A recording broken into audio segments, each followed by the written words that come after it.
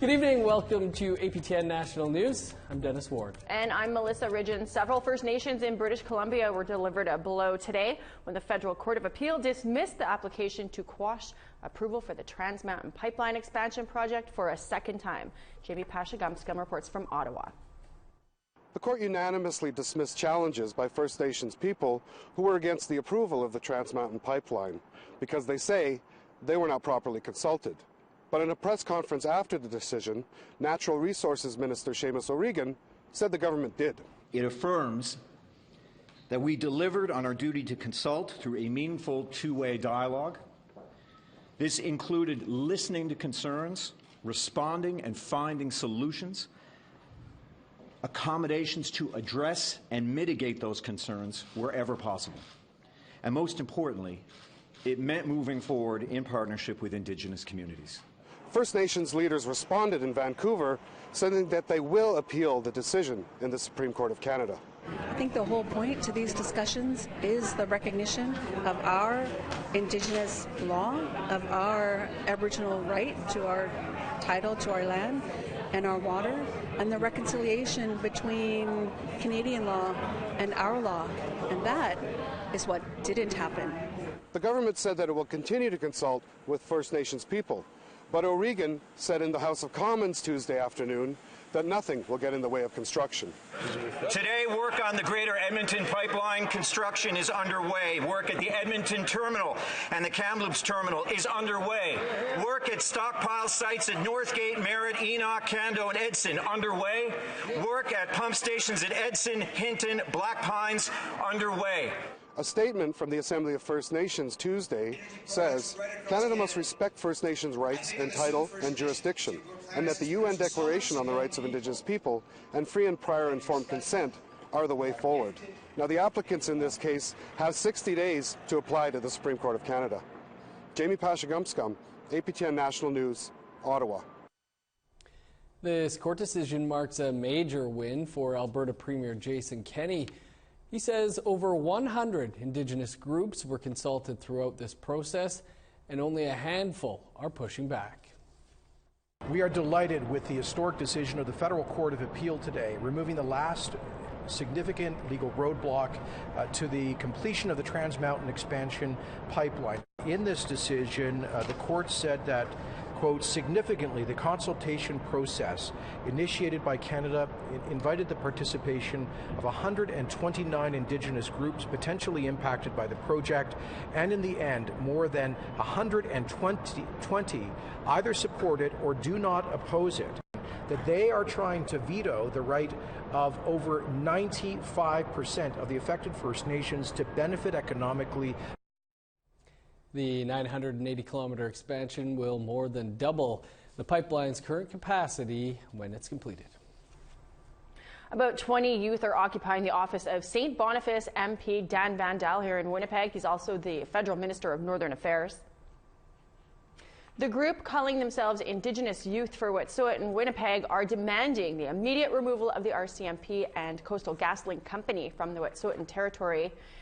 Kaki K Thundersky speaks for the group.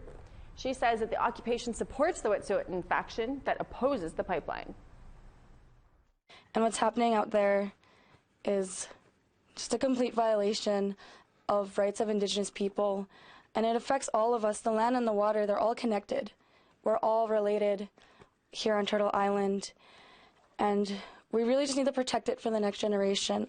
We believe it is all of our responsibility to take care of all the children all of the time. Vandal has not commented. The group says that they're not leaving his office until, quote, their demands are met. There's also a faction of community members in Wet'suwet'en territory who support the pipeline project. A 44-year-old woman died in Thompson, Manitoba over the weekend while in RCMP custody. Officers say the woman was intoxicated when they arrested her Saturday night. She was placed in a holding cell once she was medically cleared. The woman was conscious and breathing at 10:49 p.m. according to the independent investigation report. But when officers checked again at 11:08 p.m., she was unresponsive. Paramedics were called and she was pronounced dead. Manitoba's independent investigation unit is investigating. But now it's been well publicized that Indigenous people are overrepresented in federal prisons. One of the factors cited for that are mandatory minimum sentences. Senator Kim Pate wants to undo that. She tabled what's known as a Senate public bill. It aims to give discretion back to judges when they're determining the length of a sentence for a crime. The bill is a reintroduction of a previous Pate-sponsored bill, S-251. That one failed to pass in the Senate after 2 years there. It's not all that often that different parties in the House of Commons agree on anything, but today the Liberal government tabled Bill C-5. It's a reintroduction of former Conservative MP Rona Ambrose's private member's bill. It requires sexual assault law training for judges. Ambrose was asked for a specific case where the proposed law could have made a difference. The Cindy Gladue case, the Supreme Court made a very strong comment around the fact that she was the victim in the case. She was not referred to as the complainant. She was referred to repeatedly during the trial as an Aboriginal prostitute. And never did the judge say, this is not appropriate language. That is not appropriate language, and that is clear in the law. So the judge didn't actually know the law. So all we're asking for, really, is that judges be educated in the law. And if you're a victim and you go to trial, that's the least that you should expect, that the most senior person in the room, that is the person presiding over these cases, are competent in the law, and furthermore know about some of the sensitivities around these kinds of issues.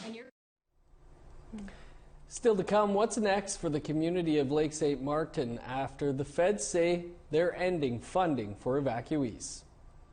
But first, here's something that we're working on for tomorrow and the rest of tomorrow's weather, or tomorrow's weather forecast for central and eastern parts of the country.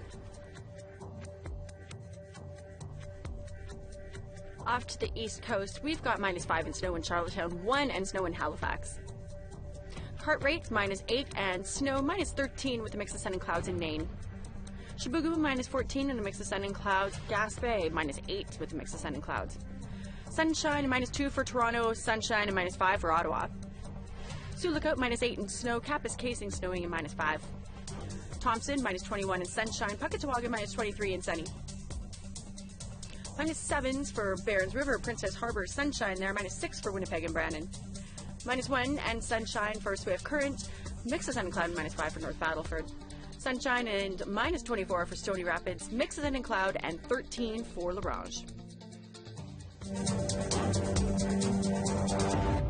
Welcome back. A federal judge has quashed an injunction sought by the Lake St. Martin First Nation in Manitoba that wanted community members who were displaced by 2011 government-made flooding to keep getting paid. They argue that while the community has been rebuilt, it didn't account for an increase in band members and kids who are now adults with families, and so they say that people are still displaced and there's a housing shortage.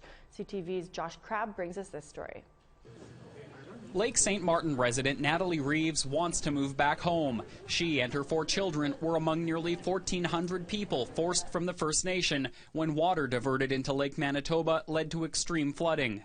Our community is the worst hit in that 2011 flood. Like others still waiting to go home, Reeves has been receiving monthly evacuee benefits for rent and living expenses. A judge last week denied a bid by the First Nation to extend those benefits, but Reeves says she still doesn't have a home to return to in the newly rebuilt community of Lake St. Martin. It's not very good for any member of my community. The federal government says financial support is ending because there's more housing now than before the flood. A spokesperson for Indigenous Services Canada says at Lake St. Martin First Nation, 280 housing units are ready for occupancy, with another 70 units to be ready by March 31st, 2020. This is an increase from 182 units at the time of flooding. As of January 9th, 475 evacuees had returned to the rebuilt Lake St. Martin community, and 994 remained evacuated. Lake St. Martin Chief Adrian Sinclair says he's working on a plan to make sure evacuees who have no place to go and whose benefits are ending receive financial assistance. He declined to comment on the exact details of the plan, saying they would be shared with band members during the meeting.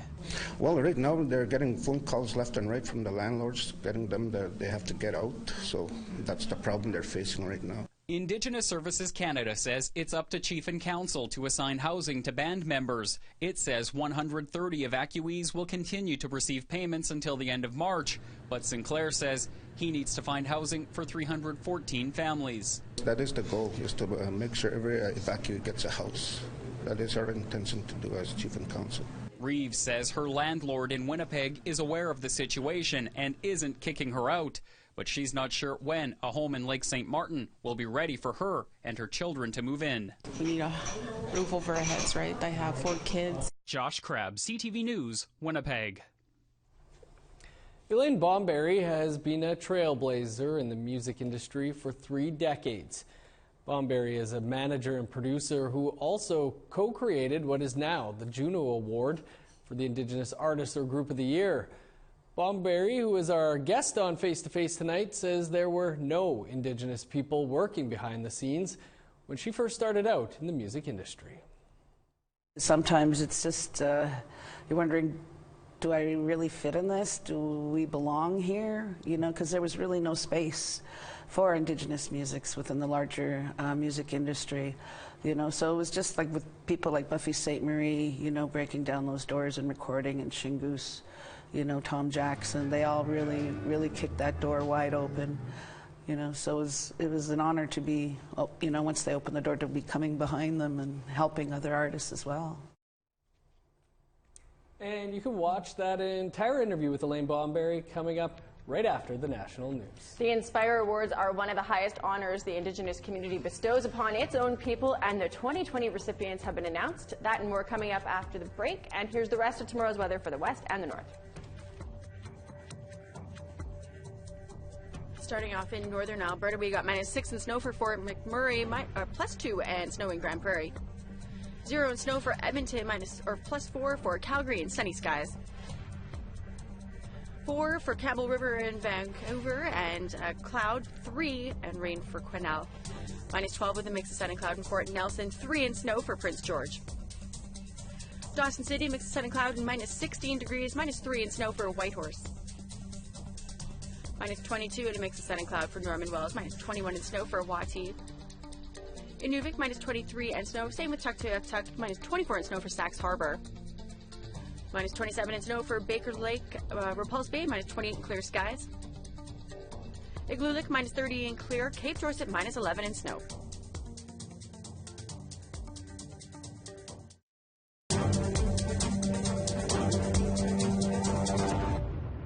For decades, students on the Fishing Lake First Nation in Saskatchewan have gone to school in what was basically a temporary location, just 7 trailers hooked together.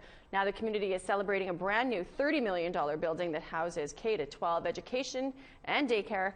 HCTV's Creason Ajkate reports. It is a celebration 3 decades in the making. Great day. Really happy for our people. It's been a long time coming. Elders of Fishing Lake First Nation cut the ribbon for the grand opening of the Chief Sabatawasis School. We got all those stuff right there. The school features a daycare and Head Start program, and staff will teach from grade 1 to 12 to more than 170 students and growing. My life's career has led up to this place. All the experiences that I had in my career have helped me and enabled me to do the job that I'm doing today. This is an emotional time for Soto teacher Sandra Casius. During the winter months, students and staff had to keep their jackets on in the classroom just to stay warm inside these portable classrooms that have been around since 1990. They don't need to dress up to go outside, you know, to go to the next classroom or for phys ed, or, you know, it's going to be wonderful for them. You couldn't take your jacket off because you'd get cold, and especially if you move from building to building, you would freeze. And for the first time ever, students now have a gymnasium. We didn't have a gym, but you know, we take those kids to these track and field meets in other schools.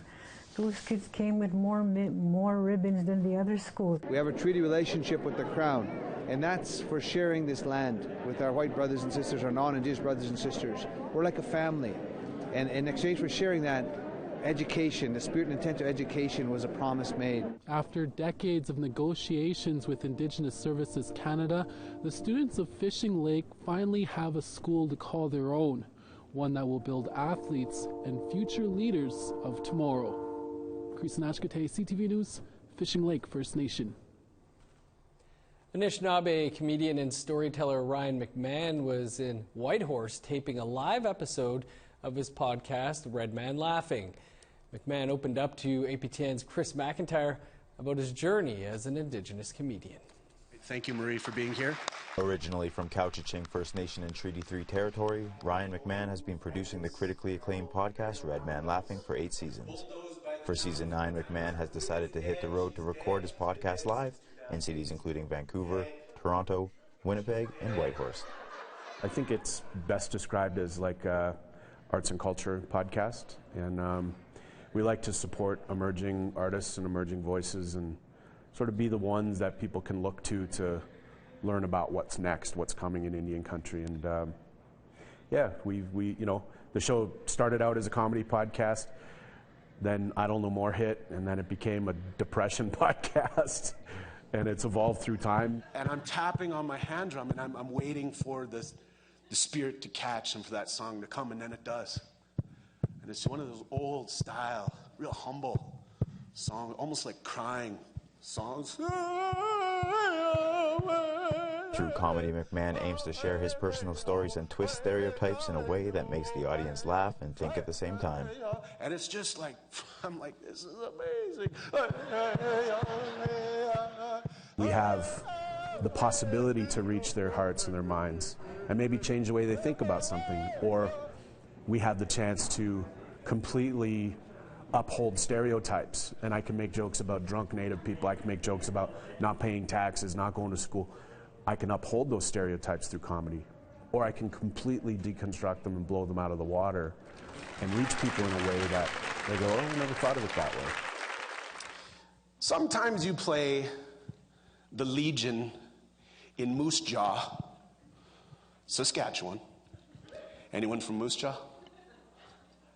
Really? You're from Moose Jaw? You know Saskatchewan. After the stop in Whitehorse, McMahon plans to continue traveling to cities and communities spreading laughter.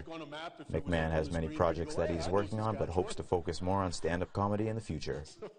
There's that old saying, laughter is medicine, and we tend to leave the conversation there. I don't like that. I think laughter is medicine. I think laughter makes us feel good. There's this idea that, well, Native people are oppressed, and so we use comedy as a tool to make ourselves feel better. That's probably true, but it's also so much more for us. And so I always try to point out to folks that it's also inherently who we are. Chris McIntyre, APTN National News, Whitehorse. Recently, we showed you the story of Powhatan Macbeth. The play is a retelling of Shakespeare's Macbeth, but from a Cree perspective. The play has been on the road to some Treaty 6 First Nations. APTN's Chris Stewart saw it in Frog Lake and has this story. We knew the chief! What's happening? Speak back to No, you should not see this. Not in your condition. Youth and community members of the Frog Lake First Nation in Alberta hosted 2 performances of Powhatan Macbeth. It tells a story of war and lust for power, and what one man is willing to do to get it. It is written by Renalta Arluke, who a few years ago was in Frog Lake, and heard from the students that a Cree version of Macbeth would make a great play. Students like Kiera Saddleback, who was in grade 9 learning Macbeth in class. And when we were reading it in the class, even before the theater people came, we were talking about how it sounded really similar to stories and stuff that we were told as children, which probably children shouldn't know, but it was really interesting that we put the 2 and 2 together. We were like, wow, these sound so similar. Macbeth, in Shakespeare's play, shared a similar story to the Witiko, an evil spirit, or Powhatan from Cree legends. The play has been touring for a few years, but this is the first time the performance has been to reserves. They have performed at Musketees, Saddle Lake, Kihiwin, and now Frog Lake, where the story was inspired. A war starting in my chest and circling down to my womb. Like a memory long forgotten. It's such an honor to be here at Frog Lake where this story originated. The youth have been so generous, so giving. They gave us their full attention, and we had the great opportunity to speak with a few of them and hear their thoughts on the show, and they really enjoyed it, so we're very proud. After the performance, there was a Q&A. Renalta says hearing from the communities helps the show develop further. That's actually another real important part of the engagement, is to be able to have really nice conversation with the community themselves, so that we're not just coming in and leaving, but we're actually coming in and really wanting to engage. I think someone said, oh, it's like dinner in a movie. It's kind of like dinner in a movie.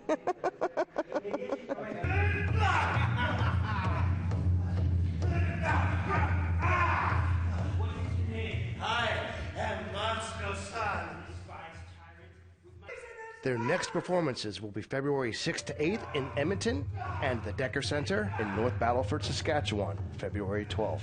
They then perform at more First Nation communities in Alberta and the Northwest Territories at the end of March and into April. Chris Stewart, APTN National News, Frog Lake, First Nation. And finally tonight, the recipients for this year's Inspire Awards were announced this morning. The awards recognize Indigenous youth and professionals who demonstrate career achievement. This year, 12 individuals will be recognized for their work in sports, education, and health, to name a few. Johnny Isaluk is awarded for his work in sports. The Inuk athlete and actor has competed and taught Inuit games for more than 20 years. Coast Salish environmental activist and singer-songwriter Takaya Blaney is one of the 3 youth recipients this year. And this year's Lifetime Achievement Award goes to Jeanette Corbière-Lavelle. For decades, she has been an advocate for women's rights after she lost her First Nation status for marrying a non-Indigenous man in 1970. The awards take place March 6th in Ottawa. And congrats to all the recipients. It's an impressive list there, too. I always love anytime we get to see the Inuit, the leg kicks, the Dene leg kicks, the Inuit leg kicking. And it's coming up soon. We're only a couple of more weeks away. I love watching the high kick and the hand games. The high kick, that's what, I was saying double leg kick. Coming well, there's a single and a APTN. double, right? There's the single leg kick, and then there's the double leg kick. There is a double leg kick, okay. yes. Okay. They're in March in Whitehorse, coming up soon. We should go and cover them. I'd like to, but I don't think they're sending us up there for that, unfortunately. One year I'm going to make it to the Arctic Winter Games. Yes. Not this year. That's your APTN National News for this Tuesday. For much more, visit our website, aptnnews.ca. And be sure to join us live here tomorrow at 3 p.m. Eastern as we put day school compensation in focus. We hope to clarify for all of those who attended these schools what avenues exist for them to seek damages. So tune in for that. I'm Melissa Ridgen. Have a great night. And I'm Dennis Warganek. We'll see you back here tomorrow.